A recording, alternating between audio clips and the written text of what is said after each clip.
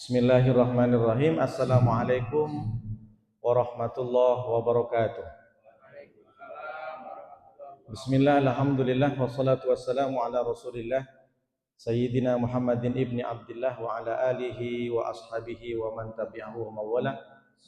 Ashhadu an la ilaha illallah wahdahu la syarika lah wa ashhadu anna sayyidana wa nabiyana Muhammadan abduhu wa rasuluh la nabiyya ba'dah. Allahumma salli ala sayyidina Muhammad wa ala ali sayyidina Muhammad.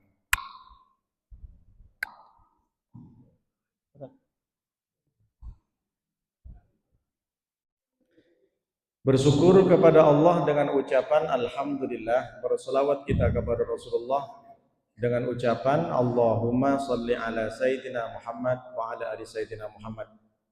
Yang sama-sama kita di seluruh Dewan Kemakmuran Masjid Baitus Salam, Pak Imam, Ustadz Sumantri, ada yang baru datang, Ustadz Subhan, insyaallah. Pak Ketua, Pak Sulaiman, Bapak Ibu, Pak Ade, seluruh yang hadir pada subuh kali ini, insyaallah dimuliakan Allah Subhanahu wa taala. Bertahun-tahun saya mengisi kajian di sini, jemaahnya alhamdulillah istiqomah, tambah banyak. Dari satu sab sekarang sudah 10 sab, amin. Semangat. Bapak Ibu yang dimuliakan Allah Subhanahu wa taala, hari Senin besok atau nanti malam itu sudah masuk tanggal 1 Dzulhijjah.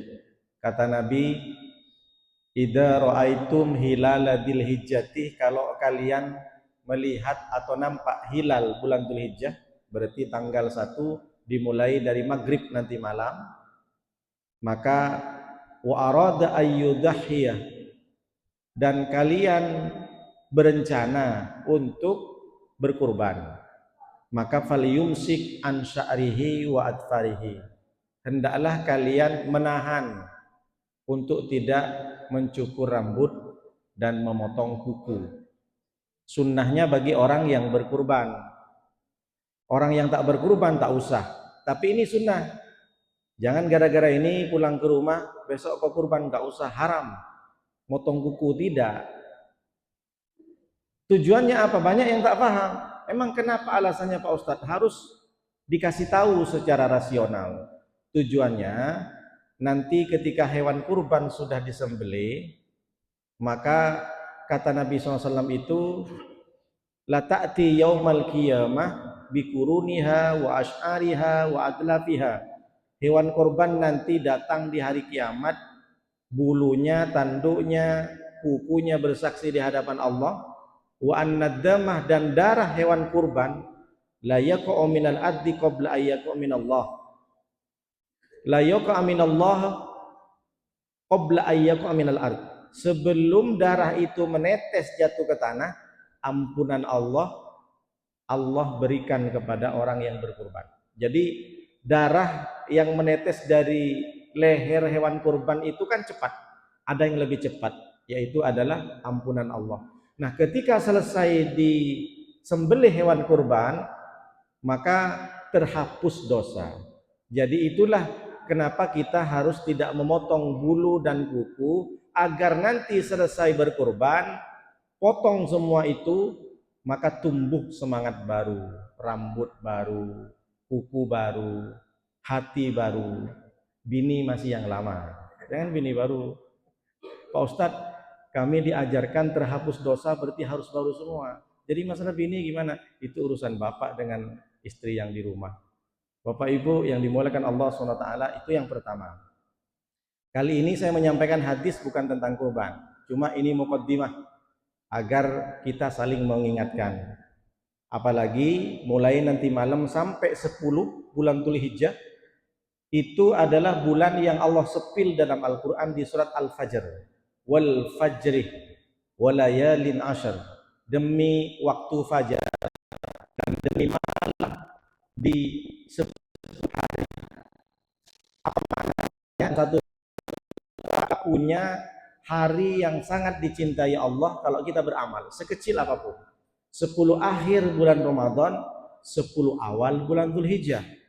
Kata Nabi, ma min ayyamin, tidaklah ada hari-hari Al-amalul salihu fihinna, orang beramal soleh di dalam hari-hari ini, ahabbu ilallah, lebih dicintai oleh Allah, min hadhil ayyamil ashri, daripada di 10 malam atau di 10 hari awal bulan Dzulhijjah.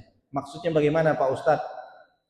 Tidak ada hari, tidak ada amalan yang sangat dicintai Allah di hari-hari melebihi dari hari 10 awal Dzulhijjah. Kalau kita beramal di lain hari akan kalah dengan amalan yang ada di 10 awal Dzulhijjah. Maka sing-singkan lengan baju kita, sarung kita ikat, jubah kita harus dirapikan, saatnya kita akan memasuki 10 awal Dzulhijjah. Karena ini adalah 10 hari, apalagi malamnya sangat dicintai Allah. Jangan sampai tidak beramal. Tak bisa baca Quran, ada sholat sunat. Tak bisa sholat sunat, bersedekah. Puncak dari amal itu adalah berkurban. Di tanggal 10, tanggal 11, tanggal 12, tanggal 13. Berarti ada 4 hari. Jadi amal saja, apa saja, termasuk Al-Quran.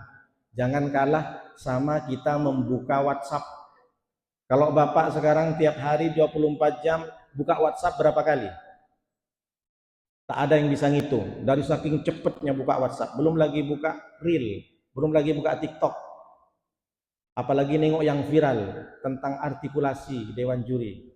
Lagi viral di mana-mana. -5, nilai 10. Jadi viral sampai dibikin konten sama orang-orang. Nah, jangan kalah kita buka medsos daripada buka Al-Quran. Kenapa? Al-Quran itu memberikan syafaat kepada kita. Bapak Ibu yang dimuliakan Allah Subhanahu wa taala, jadi mulai nanti malam sampai tanggal 10 jangan lupa kalau sempat berpuasa. Besok hari Senin sempat-sempatkanlah berpuasa. Kita belum tentu tahun depan bisa hidup dan sehat di 10 awal bulan Dzulhijjah. Yang ketiga, bulan Dzulhijjah itu adalah bulan yang mulia. Inna iddatas syuhuri indallahi 12 sahran fi kitabillah yauma khalaqas samawati wal ard minha arba'atun hurum. Bulan menurut Allah itu bilangannya 12, tapi ada 4 yang dimuliakan Allah. Dzulqa'dah, Dzulhijjah, Muharram. Satunya kejepit baina Jumada wa Sya'ban, yaitu bulan Rajab.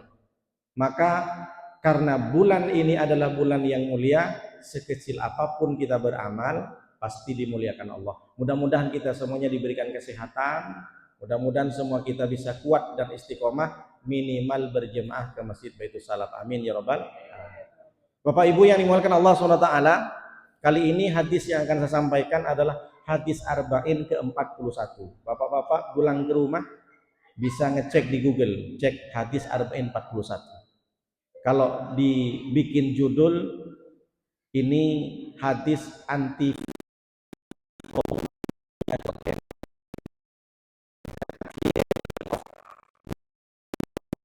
takut ketinggalan, macam iri. Nengok status kawan, kok dikit-dikit beli mobil baru, kok dikit-dikit jalan-jalan, dia merasa iri. Nah, itu namanya FOMO, kata anak Gen Z sekarang.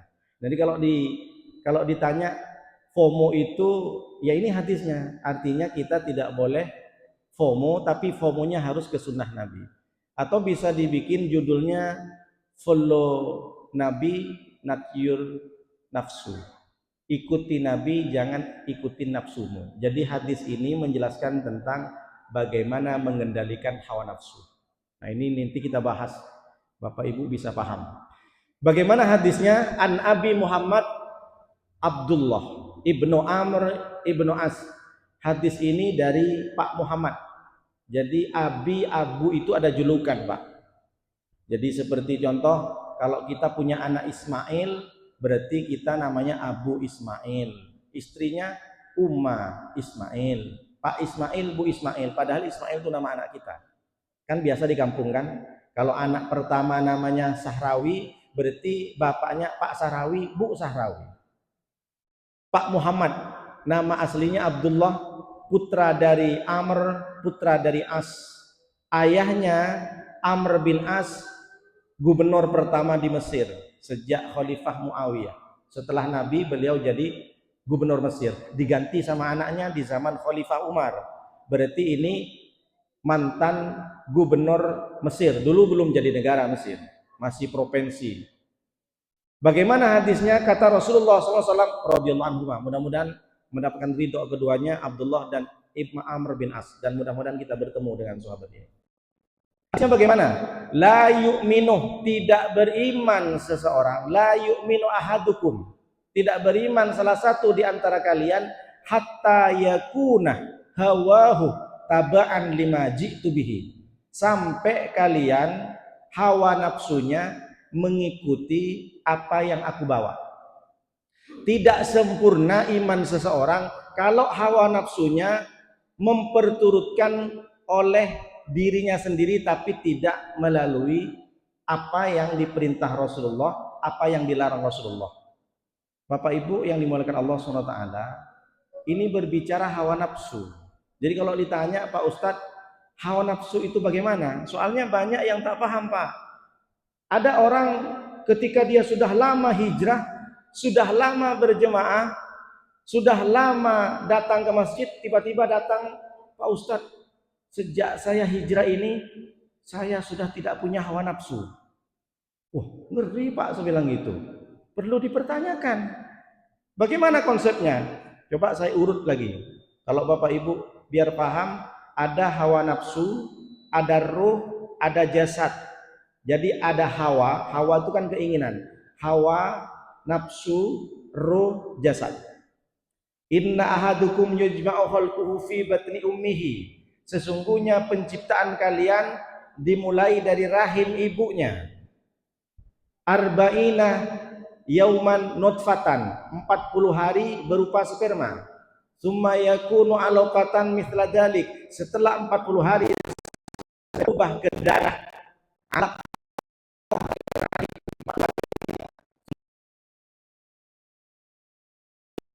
jadi daging selama 40 hari. 40 hari sperma, 40 hari darah, 40 hari daging. Itu penciptaan manusia. 40 kali 3 sebanyak 120 days. 120 hari. Baru usia 4 bulan, summa yursalu ilaihil malaku wa yunfakhu fihi ruh. Baru diutus oleh Allah malaikat untuk meniup ruh. Jadi sebelum 4 bulan itu bayi tak punya ruh. Setelah 4 bulan maka jadi manusia dari mulai mudghah, daging segumpal. Ketika jasad sudah dimasukkan ruh, saat itu juga Allah hadirkan hawa nafsu. Apa yang saya mau sampaikan Pak, Bu? Bahwa ketika ruh masuk ke jasad, otomatis hawa nafsu ada.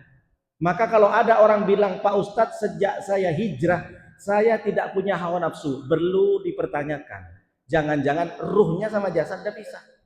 Makanya Bapak kalau tengok, Pak Ustadz saya sejak ngaji kajian subuh di Baitul Salam ini, hawa nafsu saya hilang Pak Ustadz. Tengok Pak, kakinya masih nyentuh nggak ke tanah? Hantu dia. Jadi kita ini diajarkan bukan menghilangkan hawa nafsu, tapi bagaimana mengendalikan hawa nafsu. Coba kalau saya tanya pelan-pelan sama Bapak. Bapak yang usia 60 ke atas. Kalau nengok cewek cantik masih ada tertarik, Pak? Ada, mantap. Alhamdulillah, normal guys. Jadi jangan Islam. Kalau kalian sudah sholat, kalau kalian sudah umur, gimana hilang hawa nafsu? Gak bisa Pak. Selama ruh masih nempel ke jasad, masih ada hawa nafsu. Hawa nafsu itu bukan cuma seksual, mohon maaf. Hawa nafsu makan, hawa nafsu pengen punya mobil, punya rumah, hawa nafsu pengen punya istri 4. Ada Bapak nih semua sampai sekarang. Cuma karena takut aja sama orang rumah di rumah kan. Bapak Ibu yang dimuliakan Allah SWT. Jadi kalau ada orang bilang, sejak saya ngaji Pak Ustadz, saya sudah tidak punya hawa nafsu. Mungkin yang pertama kemungkinannya, dia sudah tidak ada ruh. Yang kedua, mungkin ruh atau hawa nafsunya pindah ke jasad orang lain. Berarti dia kesurupan Pak. Paham Pak? Jadi kalau jangan karena ngaji, jangan karena tiba-tiba saya kalau nengok perempuan ini nggak ada lagi saya Ustadz Pret, saya bilang gitu. Macam betul aja sebenarnya gitu. Saya pun gajian sama ibu-ibu, saya tanya, ibu-ibu gimana kalau ibu-ibu nengok ustadz yang datang? Adalah Pak Ustadz katanya. Kalau nengok saya, janganlah Pak Ustadz katanya. Jadi kalau ada orang bilang saya tak tertarik, bohong Pak. Cuma bagaimana kita mengendalikan hawa nafsu. Allah sampaikan di surat Ad-Daziyat 41. Wa amma man khafa maqama rabbih wa nahan nafsah anil hawa, kata Allah. Adapun orang-orang yang takut kebesaran Allah, mengagungkan Allah, dia pasti menahan hawa nafsunya. Makanya kata Nabi, tak sempurna iman kalian kalau hawa nafsunya tidak mengikuti apa yang aku bawa. Artinya, yang kita lihat, yang kita rasakan bukan sesuai selera kita, tapi sesuai selera Allah. Meskipun menurut hawa nafsu kita ini bagus, tapi kata Allah haram, jangan lakukan. Menurut akal kita kayaknya enggak ini, kayaknya enggak. Misalkan kita nemu duit 100 juta dalam koper, di dalam KTP-nya Pak Ade. Terus Bapak gimana? Ini rezeki dari Allah, padahal udah jelas itu KTP-nya Pak Ade. Mau dikembalikan nggak sama Pak Ade? Atau Bapak bilang, ini rezeki dari Allah karena saya nemu di semak-semak. Padahal di situ jelas KTP Pak Ade, STNK Pak Ade, berarti kan punya Pak Ade. Maka menurut hawa nafsu kita, oh ini halal. Tapi tidak menurut agama, karena menurut agama itu namanya barang lukotok.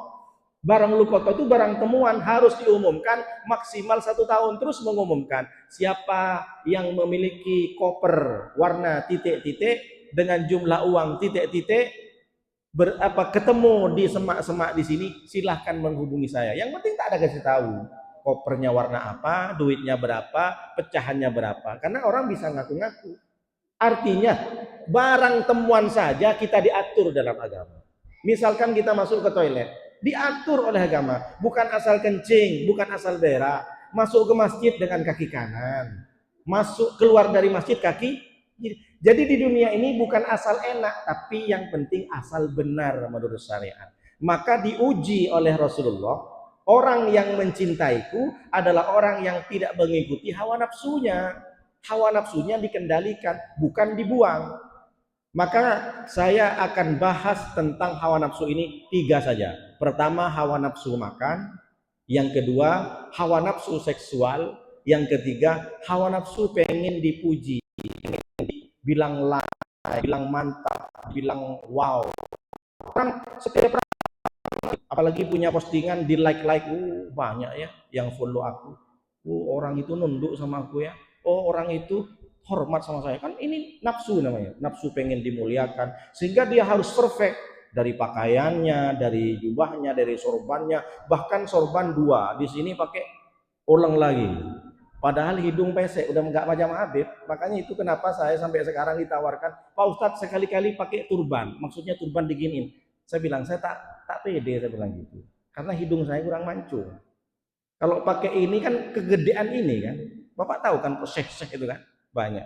Tapi bukan berarti tak boleh. Kalau pede ya, kalau saya tak pede sampai sekarang, mending saya pakai peci hitam, pakai peci putih, jubah biasa. Ini kadang orang jubah 1, jubah 2 sampai 3 jubahnya Pak. Setelah baca Fatihah banyak salah. Kan repot, banyak orang, gimana Pak Ustadz? Tak boleh mengejek, saya bilang gitu. Itu hanya sunnah pakaiannya, bukan berarti harus pinter bacaan Qurannya. Bapak Ibu yang dimuliakan Allah SWT, maka saya akan urut. Yang pertama masalah hawa nafsu makan. Jadi kalau dipisah, ada ekstrim kanan, ada ekstrim kiri. Kalau disingkat, mohon maaf, kalau ekstrim kanan eka, lebih enak jemutnya. Kalau ekstrim kiri eki. Jadi masalah makan nih ada eka, ada eki. Ekstrim kanan, ekstrim kiri. Kalau ekstrim kanan, ada orang yang punya pemahaman skeptis, asketis. Dia itu tidak mau makan sama sekali Pak. Bahkan dia diet, seumur hidupnya nggak mau makan karbo. Itu banyak terjadi sama perempuan Pak. Ada kan yang diet setiap hari cuma makan buah.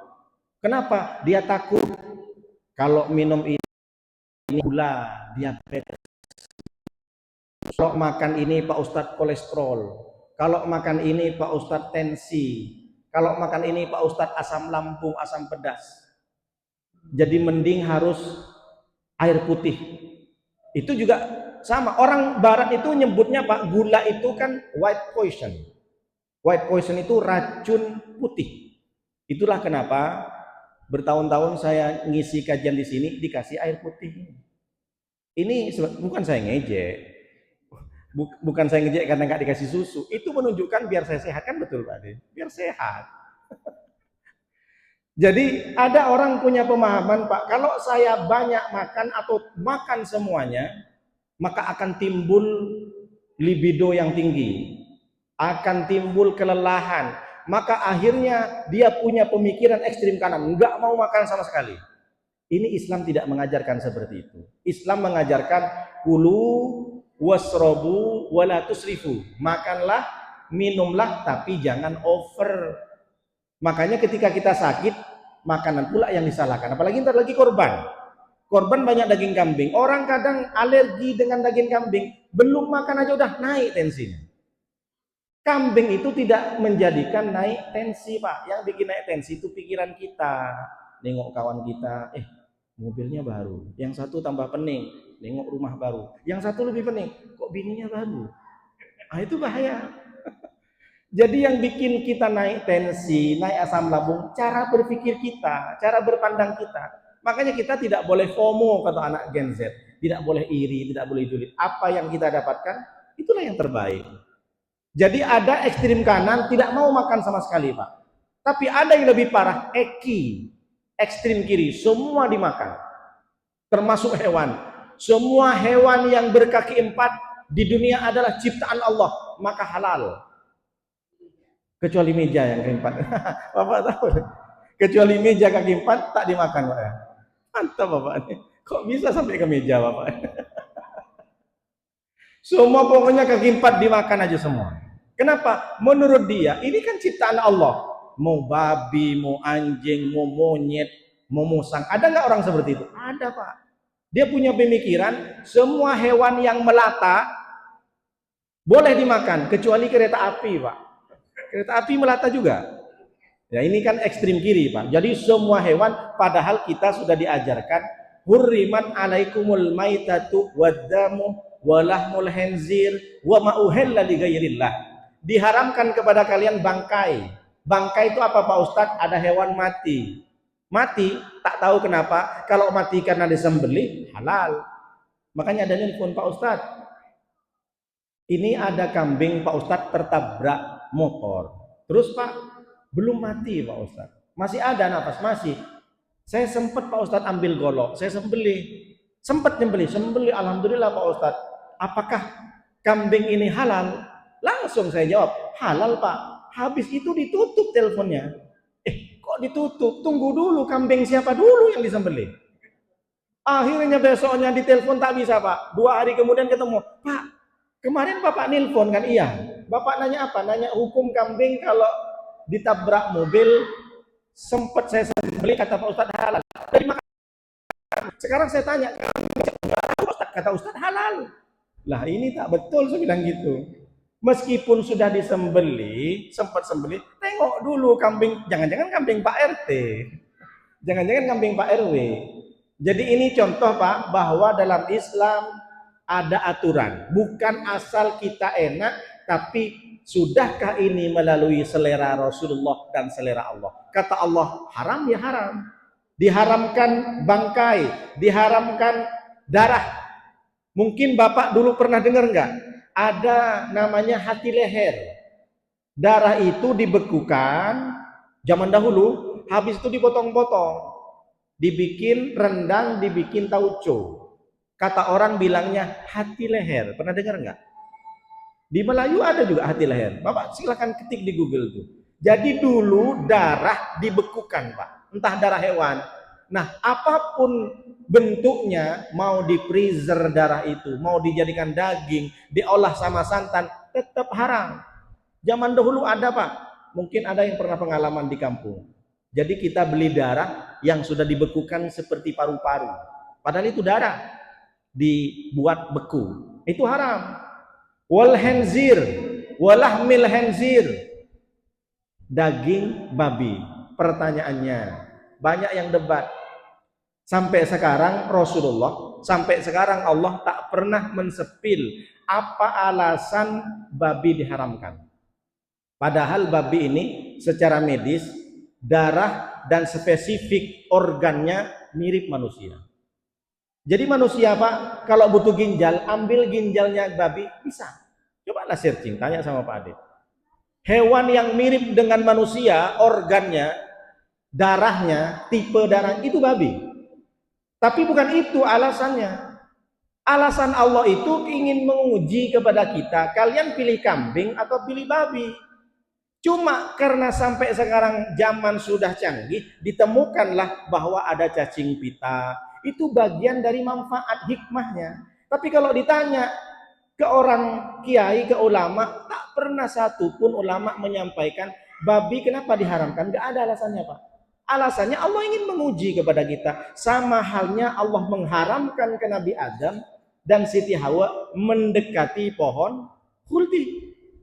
Jadi buah huldi itu enggak haram.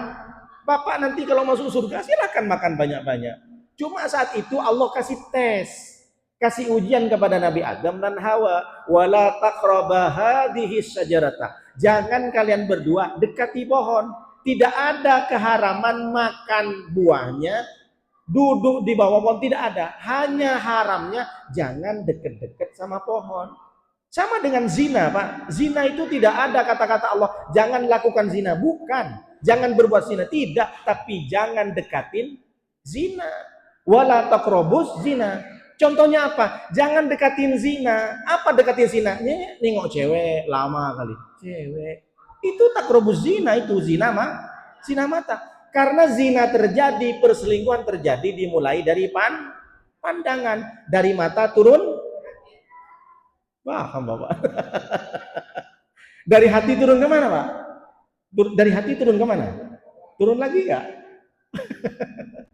Dari mulai nengok, habis itu WhatsApp-WhatsAppan, punya nomor enggak? Dari mulai pertama katanya ini masalah bisnis, masalah pekerjaan.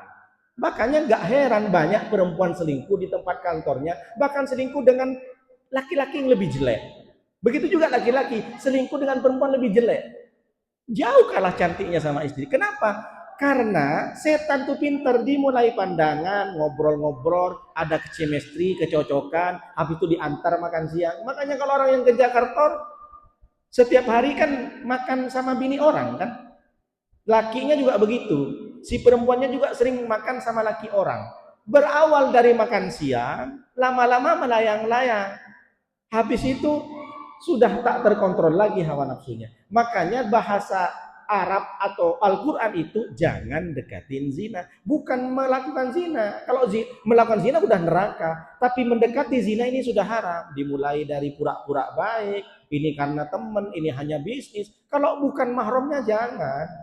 Mau sepupu, mau ipar itu bukan mahram. Jangan berduaan di rumah. Larang istrinya Bapak, ini kan sepupuku, ini kan ponakanku, ini bukan ponakan kandung, nggak boleh kamu ngobrol berdua tanpa ada aku. Itu jelas.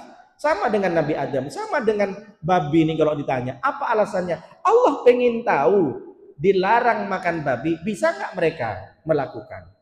Jadi bukan berarti, oh karena ada cacing pita, tidak, cacing pita itu ditemukan sekarang. Oh karena ada penyakit dari daging babi, itu ditemukan sekarang. Kalau dulu mana ada pernah dibilang cacing pita oleh Nabi Muhammad. Kita itu diuji sama Allah dengan dilarang makan babi, bisa nggak kalian hanya untuk tidak makan babi? Dan terjadi Pak, berapa banyak orang yang Islam sampai podcast dengan bangganya, dulu saya makan babi enak kok, apa masalahnya? Kalau memang babi itu haram, kenapa Allah bikin banyak-banyak? Kan babi lebih banyak daripada kambing. Babi itu kalau melahirkan 13 Pak. Iya betul kan? Yang anak ke-13 itu tak dapat susu karena susunya cuma 12. Makanya angka 13 sial. Di perumahan nggak ada angka 13 tuh. 12A, 12B ada nggak? Itu dari mana coba mitosnya? Berarti orang yang tak suka sama 13 berarti babi. Jadi kita ini kadang dikait-kaitkan dengan mitos-mitos tak jelas. Padahal 13 itu rukun sholat, bagus. Ada orang tak suka dengan angka 4 Pak, karena 4 itu kalau dalam bahasa Mandarin si, gitu. Si itu kalau dilanjutin sial. Padahal 4 itu kitab Allah 4 yang diturunkan oleh Nabi. 4 itu adalah sahabat, bagus semua. Maka kita ini jangan ikut-ikut orang lain, tapi ikut syariat. Bapak Ibu yang dimuliakan Allah SWT. Jadi yang pertama Pak, nafsu makan. Ada eka, ada eki. Ekstrim kanan yang tak mau makan sama sekali, ekstrim kiri semua dihantam. Mau harta milik orang miskin, dihantam semua dimakan. Itu yang pertama.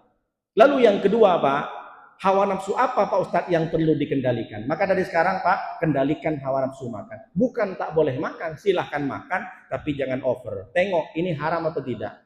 Ini punya siapa? Subhat. Kalau haram sudah jelas, kalau halal sudah jelas. Tapi yang subhat ini, nemu mangga atau ada mangga di tengah-tengah lapangan, kita ngambil, itu kan subhat namanya. Jangan seperti Aldi Taher, semua milik Allah. Mangga milik Allah, tanah milik Allah, burger milik Allah. Jadi bukan berarti konsepnya kita hati-hati. Subhat itu menjadikan kita warok. Yang kedua, hawa nafsu, mohon maaf, libido seksual. Ada namanya ekstrim kanan, ada ekstrim kiri. Yang ekstrim kanan ini tidak mau sama sekali Pak. Bahkan bilang, saya Pak Ustadz sejak mulai hijrah ini, saya sudah tidak ada ketertarikan sama perempuan Pak Ustadz. Jadi gimana? Saya nggak mau nikah Pak Ustadz. Saya mau niru Imam Nawawi. Kalau meniru Imam Nawawi, kok berapa kitab yang kau buat? Sering saya nulis Pak Ustadz setiap hari apa? Nulis status. Kalau Imam Nawawi itu Pak, kitabnya banyak. Yang saya kaji nih, karya dari Imam Nawawi. Hadis Arba'in, Riyadus Shalihin, Raudatul Talibin, syarah dari kitab At-Takrib, Tadribur Rawi, ada Al-Minhaj, syarah Sahih Muslim. Imam Nawawi ini tidak menikah sampai meninggal Pak. Ada lagi namanya Ibnu Taimiyah. Ibnu Taimiyah ini tidak menikah karena menulis kitab. Makanya Fathul Uzzah itu menulis, Abdul Fattah menulis kitab Al-Uzzah, Al-Ulama Ul-Uzzab. Dia menulis kitab Pak khusus ulama-ulama yang tidak menikah. Mereka tidak menikah bukan tidak punya hawa nafsu, tapi karena tidak sempat untuk melakukan hal itu sehingga terpikirkan dalam dirinya hanya menulis saja. Selesai tidur nulis kitab, selesai nulis kitab sholat, puasa setiap hari, selesai sholat nulis lagi, ngantuk tidur, bangun tidur nulis kitab. Maka sampai sekarang miliaran orang belajar kitab Nawawi, ya karangan karya Imam Nawawi. Makanya Imam Nawawi tak usah perlu sibuk-sibuk, beliau langsung masuk surga. Setiap orang mengkaji kitabnya, beliau dapat transfer pahala. Jadi kalau ada orang bilang, saya ini sudah tidak nafsu sama sekali Pak Ustadz, ya itu tadi saya bilang, hantu berarti dia Pak. Tak ada cerita orang ini pasti ketertarikan. Makanya bapak-bapak sampai umur, kita nggak heran ada kakek-kakek 70 tahun masih menikah. Ada kan Pak? Itu berarti menunjukkan masih ada hawa nafsu. Cuma memang daya ketahanan, kekuatan sudah menurun. Macam motor, macam mobil. Jadi jangan over kali juga. Maka ada yang pertama namanya ekstrim kanan, tidak mau menikah sama sekali, mau niru ulama katanya. Tapi ada yang kedua Pak, ekstrim kiri, sina dilubangin aja semua orang. Apa kalau dulu namanya Pak, playboy cap tupai. Bapak cak tupai. Tupai ini kan ngelubangin pohon kelapa kan. Asal ada pohon kelapa dilubangin. Ada orang yang sampai tua pun masih seperti tupai itu Pak. Jadi ada orang yang kedua nih ekstrim kiri, asina mau nikah semuanya, asina selingkuh, asina pacaran. Padahal sudah jelas Nabi mengatakan manistato minkumul ba'ah falyatazawwad. Siapa di antara kalian yang mampu menikah, silahkan menikah. Kenapa? Karena kata Rasulullah, fa innahu agaddu lil basar. Sesungguhnya menikah itu menundukkan kepala. Maksudnya orang kalau sudah menikah itu hawa nafsunya sudah dikontrol dan nunduk. Datang ibu-ibu, Pak Ustadz, saya sudah nikah sama suami saya sudah 10 tahun, tapi muka suami, kepala suami nggak pernah nunduk Pak Ustadz. Kapan Bu? Pas di BCS. Makanya jangan ajak ke BCS, saya bilang gitu. Emang kenapa di BCS? Nah, di BCS kan banyak amoy-amoy, saya bilang gitu. Jadi suami ini, kalau laki-laki ini Pak, tak bisa kita hindarkan. Laki-laki kan sudah sering saya bilang, laki-laki isi kepalanya tuh bukan emas. Bapak kalau ditawarin emas, mana mau? Mau emas Pak, mau baju Pak, biasa aja. Tapi kalau Bapak ditawarin sama istrinya, abang mau menikah lagi. Oh, betul nggak? Kalau laki-laki ditawarin seperti itu tuh mau Pak. Kenapa? Karena memang Rasulullah sudah menyampaikan, di dalam Al-Quran pun disebutkan, fankihu mato balakum masna wa thulatha wa ruba. Kata Allah, silakan kalian laki-laki nikahi perempuan 2, 3, 4. Fa in khiftum, tapi kalau kamu takut, kata Allah, Allah ta'dilu, untuk berlaku adil, kamu takut tak adil nanti ketika menikah 2, 3, fawahidah, maka 1, kata Allah. Berarti bapak-bapak yang istri 1 ini termasuk orang yang takut, ya kan? Kan takut kan Allah, kalau kamu takut. Tapi kalau yang Al-Quran itu takut tak berlaku adil, takut tak adil sama istri. Kalau yang di depan saya termasuk saya takut sama istri, bukan karena takut adil. Nggak ada pikiran ini, karena takut aja. Bukan gimana loh Pak Ustadz, saya berani Pak Ustadz, cuma yang di rumah itu lebih berani.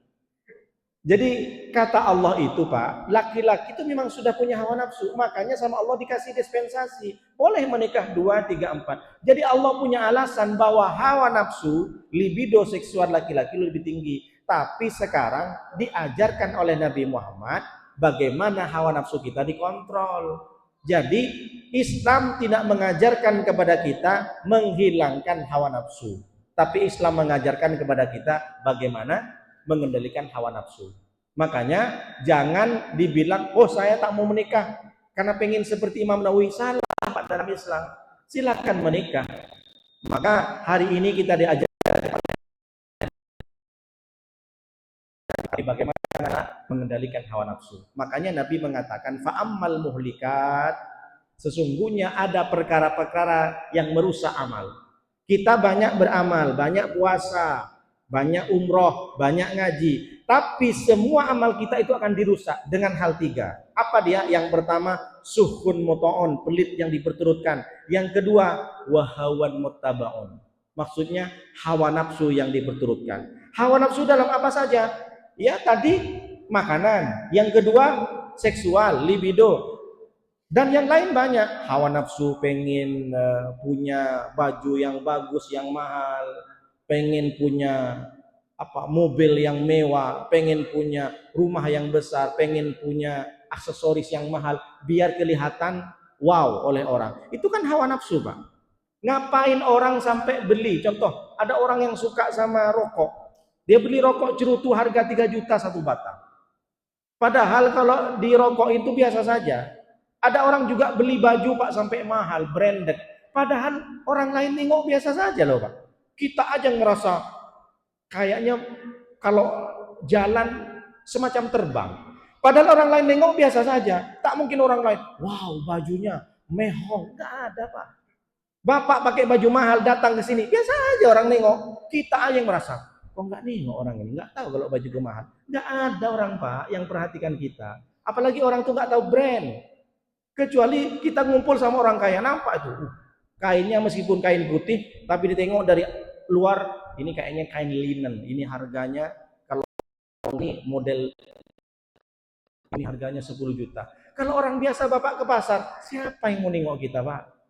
Itu yang mahal, nggak ada Pak. Paling orang cuek. Kita aja kadang pakai mahal-mahal merasa, nah ini bukan kita sih, orang lain, jangan kita. Maksudnya apa?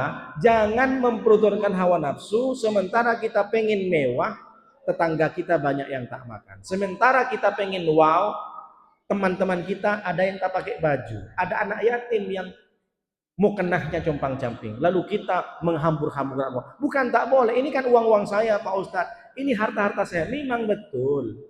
Tapi dalam Islam itu sudah diajarkan kita tidak boleh memperturutkan hawa nafsu. Jadi kalau ditanya, dibahas, hawa nafsu banyak. Dari mulai makan, dari pakaian, dari minuman. Ada, mohon maaf sekarang kan kafe-kafe di mana-mana sudah ada kan Pak. Ada orang hanya karena pengen duduk dan posting tempatnya, bahkan minuman tuh harganya sampai 23.000.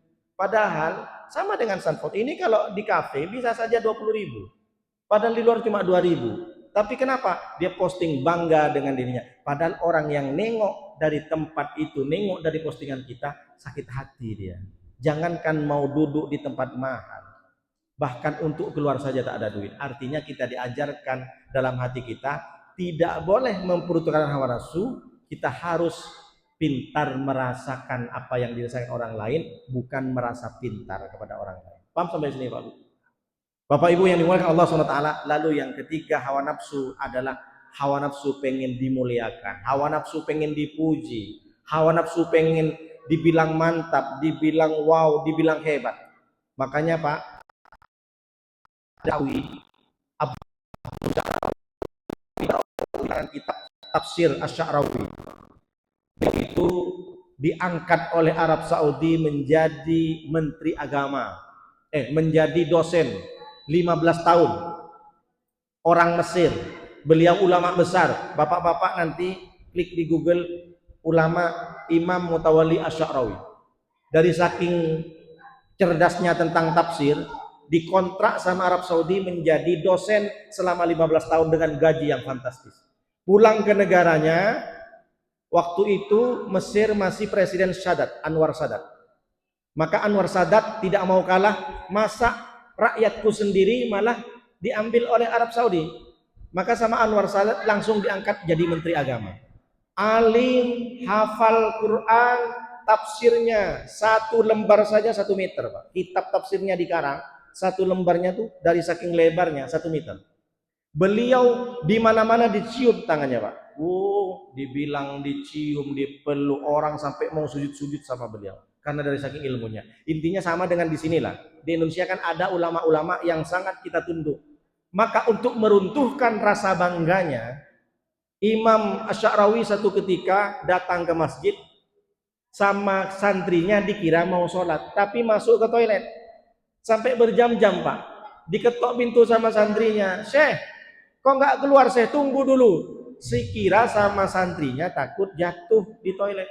Rupanya di dalam toilet, bersihkan toilet. Semua toilet masjid dibersihkan, Pak, dengan tangannya. Apa kata Imam Sya'rawi? Inilah tangan yang sering dicium oleh orang. Inilah tangan yang dibangga-banggakan oleh orang lain. Ditunggu sama orang, dicium bolak-balik. Tapi hari ini aku rontokkan. Aku buang semua rasa kebanggaanku. Aku masukkan ke dalam toilet. Aku cuci kotoran manusia. Agar beliau tidak sombong. Agar beliau tidak ujub. Jadi bapak-bapak yang merasa sangat dimuliakan, masih banyak toilet yang kotor. Nah, bolehlah dicuci agar bisa dirontokkan rasa bangganya. Paham sampai sini, Pak?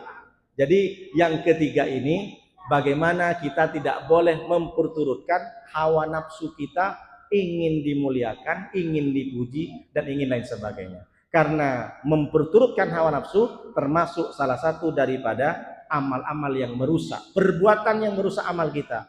Berapapun banyak amal yang kita lakukan, tapi kalau kita tidak bisa mengendalikan hawa nafsu, kata Rasulullah, la yu'minu ahadukum hatta yakuna hawahu taba'an lima ji'tu bihi. Tak sempurna iman kalian sampai kalian hawa nafsunya mengikuti apa yang aku bawa. Maksudnya ini bukti bahwa kita cinta kepada Rasulullah. Bukti kita cinta kepada Rasulullah, kita ikutin apa yang beliau sampaikan. Bukti kita sayang, bukti kita cinta kepada syariat, kita ikutin apa yang diberitakan Allah, kita jauhi larangannya. Paham sampai sini, Pak, ya?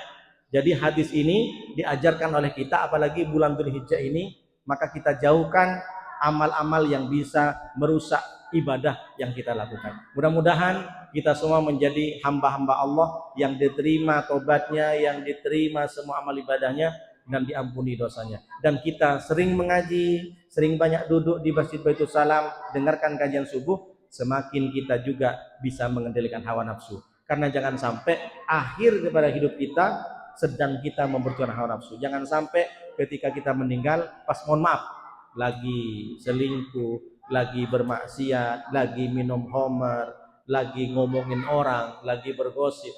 Mudah-mudahan semua jamaah Baitul Salam Allah berikan kemudahan dalam setiap ibadahnya, Allah berikan keistiqomahan. Silakan Bapak-bapak kalau ada pertanyaan sambil lalu.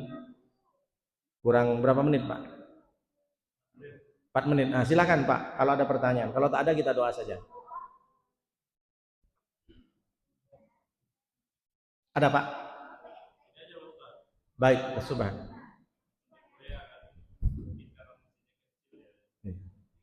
Tapi Pak Subhan udah milik orang Korea udah.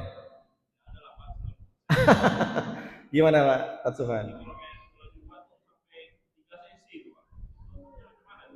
Oh, 3 sesi. Itu karena sempit. Sebenarnya inisiasinya bukan 3 sesi sebenarnya. Jadi dimanapun kita gelar, cuma karena di sana budaya, itu kan darurat syar'i namanya. Apalagi di daerah yang minoritas, tidak masalah. Karena tidak ada aturan sholat Jumat itu harus 1 sesi, harus dari jam segini ke jam segini, tidak. Selama tidak selama tidak meninggalkan khutbah. Karena khutbah itu kan bagian dari rokaat. Jadi kenapa sholat Jumat 2 rakaat? Karena 2 rakaatnya sudah diganti dengan khutbah. Makanya kalau khutbah di sini suruh jangan lama-lama, Pak Ustadz. Kalau khutbah jangan lama-lama, sekitar 2 rakaat sholat. Jadi kalau ada Ustadz lama-lama khutbah, tak paham dia dengan ilmu itu. Makanya paling banyak itu paling banter 10 menit khutbah Jumat. Jadi selama tidak meninggalkan khutbah, tidak masalah melaksanakan sholat Jumat. Artinya yang sesi kedua tetap khutbah lagi. Di situ khutbah lagi enggak? Kalau enggak khutbah lagi baru batal. Jadi kalau memang sesi kedua tetap diawali dengan khutbah, tidak masalah. Kuncinya di situ Ustaz Subhan. Tapi kalau dia hanya sholat Jumat, itu bukan sholat Jumat, namanya sholat duhur. Makanya kalau dalam sholat Jumat itu ada sholla wala nawa, nawa wala sholat. Sama dengan Bapak datang ke sini, di sini sudah ruku, tapi rakaat kedua. Maka Bapak-bapak datang ke sini, niatnya sholat Jumat, tapi rakaatnya 4 rakaat. Itu namanya sholla wala nawa, nawa wala sholat. Jadi datang ke sini Bapak misalkan 2 rakaat, tapi ruku sudah. Jadi sudah mungkin masbuk. Maka Bapak yang sholat hanya dapat ruku imam, tak dapat ruku imam, hanya dapat i'tidal imam yang kedua, maka Bapak lanjutkan sampai 4 rakaat. Bukan sholat, iya itu namanya sholla wala nawa, nawa wala sholat. Itulah kenapa kalau sholat Jumat pastikan mendengarkan khutbah. Jadi datang ke sini sebelum khotib naik mimbar. Kalau khotib sudah naik mimbar, kita separuh khutbah, kita tak dapat pahala. Tapi bukan berarti kita dosa. Kita hanya menggugurkan kewajiban sholat Jumat, tapi la Jum'atalah. Karena kuncinya sholat Jumat itu di khutbah. Ini perhatikan Bapak-bapak. Tapi Bapak nggak dosa, karena Bapak sudah melaksanakan kewajiban. Cuma pulang ke rumah nggak dapat pahala. Macam Bapak, saya kerja, saya dapat SK, dapat kontrak, tapi gaji nggak ada. Ya apa gunanya?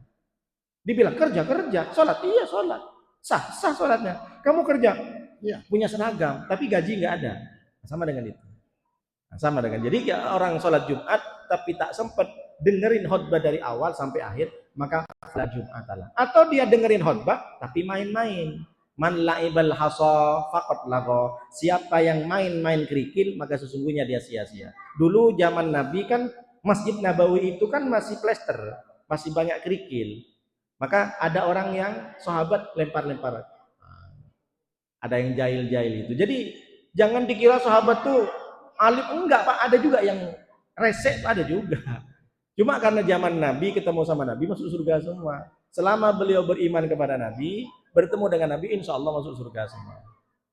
Jadi jangan dikira sahabat itu semuanya nunduk, enggak, ada juga yang ngeyel gitu. Makanya Nabi bilang siapa yang main kerikil maka sesungguhnya dia tidak punya pahala Jumat. Apalagi buka HP. Zaman sekarang enggak main kerikil karena keramik semua Pak. Yang ada main HP. Jadi kalau khutbah dengarkan. Itulah kenapa kalau khutbah saya bilang, saya sama kawan harus teriak biar semangat orang itu. Makanya kalau saya khutbah itu teriak saya, lantang. Jadi orang tuh kaget semuanya. Yang di luar kadang saya tuh, yang di luar tuh masuk dalam. Bingung, siapa ustadznya? Ada juga orang teriak-teriak, "Ittaqullah, takutlah engkau kepada Allah." Yang jemaah berair-air dia. Khotibnya berapi-api, jemaahnya berair-air. Tidur, Pak. Makanya Bapak pernah ngalamin kan kalau Jumat kenapa ngantuk? Salah satu faktor itu khotibnya kurang semangat. Makanya kalau jadi khotib Jumat apalagi khotib Idul Adha, Idul Fitri harus teriak, harus semangat. Lain dengan kajian subuh. Kalau kajian subuh tak boleh, kaget orang datang semua Pak RT ini. Apa teriak-teriak katanya? Bukan tabligh akbar. Begitu Ustaz Zuhalnya. Ada lagi Pak? Tak ada? Kalau tak ada kita doa. Enggak. Mari kita berdoa. Mudah-mudahan semua yang kita upayakan, yang kita usahakan oleh Allah dikabulkan, termasuk kurban. Mulai besok niatkan, mulai nanti malam niatkan bapak-bapak untuk berkorban. Jangan sampai tak berkorban. Tak ada tak ada harganya dengan kalau kita sakit. Kalau kita sakit ke dokter, ditengok sama dokter 1 juta, disuruh buka mulutnya sama dokter 2 juta, disuruh tutup mulutnya 2 juta, buka tutup sudah 4 juta Pak. Kalau dokter, kalau udah sakit. Kalau kita sakit, nggak ada apa-apanya duit 3.800.000. Tengoklah di awal bros, sampai jual tanah 100 juta, agar aku bisa pulang dari rumah sakit, yang penting aku keluar, terserah 200 juta. Maka kalau kita sakit Pak, duit 3.800.000 nggak ada tandingannya. Maka mudah-mudahan kita semua mampu, dimampukan oleh Allah. Tak bisa satu orang satu kambing satu keluarga. Niatkan untuk bersedekah untuk sembuh dari penyakit. Mudah-mudahan kita panjang umur. Bismillahirrahmanirrahim. Alhamdulillahirabbil alamin wassalatu wassalamu ala asrofil anbiya wal mursalin wa ala alihi washabihi ajmain hamdan syakirin hamdan na'imin hamdan yuafi wa yukafi mazidah. Ya Rabbana lakal hamdu kama yanbaghi li jalalika wa 'azimi sultanik. Allahumma shalli ala sayyidina Muhammad wa ala ali sayyidina Muhammad. Allahumma inna nas'aluka ilman nafi'a wa rizqan thayyiban wa amalan taqabbala. Allahumma rabbana adkhilna mudkhala sidqin wa akhrijna mukhraja sidqin waj'alna min ladunka sultanan nasira. Rabbana atina fid dunya hasanah wa fil akhirati hasanah wa qina adzabannar wa adkhilna jannata ma'al abrar ya aziz ya ghafar ya rabbal alamin. Subhanaka rabbika rabbil izzati amma yasifun wa salamun alal mursalin walhamdulillahi rabbil alamin. Demikian disampaikan, mohon maaf kalau ada salah. Terima kasih. Assalamualaikum warahmatullahi wabarakatuh.